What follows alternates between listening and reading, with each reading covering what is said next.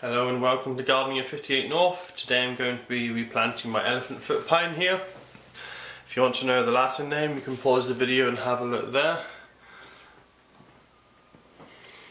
So, the reason I'm repotting this is it's started to grow quite a lot and it really needs repotting. Also, it's grown a couple of new roots recently. So you can see that kind of like creamy coloured bit at the bottom there. That's a new root that came out just the other day. And there's one just around here, it's a bit harder to see. You can maybe see it just on the left there, next to that dead leaf. So, it's time to replant it. You can also see it's grown quite a lot. If you look at the lighter material down here, see where my fingernail is, that's anything down from that towards the centre of the bulb is new, and anything above it, the darker material, is what was there originally when I had it. So you can see it's about 2/3 more growth on that side. This side though, you can see the paler section it's not grown a lot more, but generally it's almost doubled in size since I got it, so I think it needs repotting. If you're wondering why it's got dead leaves on it, it's basically because I was growing it under a grow lamp. It was doing really well, and then I put it in a darker location and it was a bit too dark for it, so it had a bit of a shock, but otherwise it's doing well. So I'm going to repot it into a larger pot, and the compost I'm using is just multi-purpose compost with a bit of perlite added just for a bit of extra drainage. It's not a lot of perlite, probably a fifth perlite, something like that. But just because this comes from a semi-arid environment, so you don't want any waterlogging. So I'll just carefully take it out now. Have to be very careful though, because it's wrapped around this stake here and I don't want to be breaking off.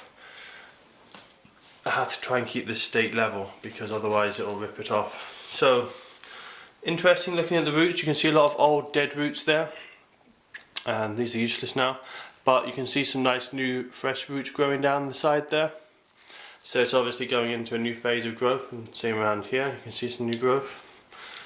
So I'm just gonna see if I can just carefully tease out some of these dead roots, because they're just going to be in the way of the new live roots and they're no longer necessary. So I'll just take some of them out. Also, they're quite twisted up.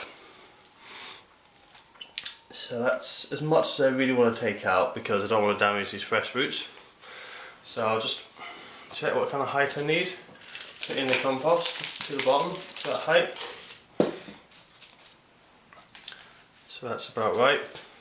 So I have to be very careful with this stake, so I'll just push that down a bit more.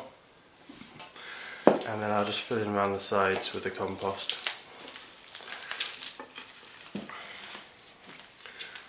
So as I said, it's quite an unusual plant, this one.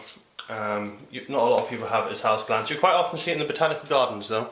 It's quite a popular one for botanical gardens to have because it's quite an interesting plant. And the tuber at the base there can grow huge, can grow up to a couple of meters in width, so it's quite unusual. I haven't had it for long. This one's probably only a year or two old, probably about 2 years I'd reckon. I've had it since the summer and it's doubled in size since then. So I'll just give it a shake there. I don't want to push it down because I don't want to reduce the drainage and smother the plant, but give that a tap there. That seems about right. Just make sure that sticks stable. So I will actually firm it down a bit more where the cane is, so that this stick doesn't wobble around too much. And that's it. You can see I've actually put a little bit more soil on that than that was there originally. You don't want to bury the tuber, you want to have it above ground, but the new roots do grow out from the sides here. So I'm just raising the height a bit so that those roots that I showed you earlier are completely covered, so there's no risk of them drying out. So that's it, replanted.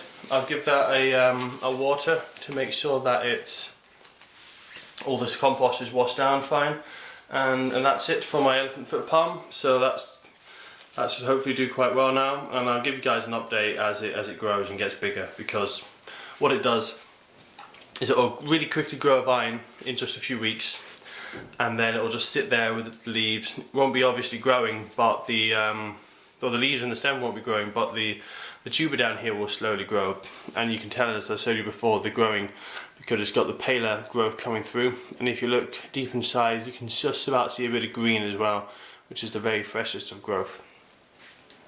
and then after a little while these leaves will die back and a new stem will come up, which will be bigger than the last because it will have more energy. So that's my elephant foot palm, and as I said, I'll keep you guys updated.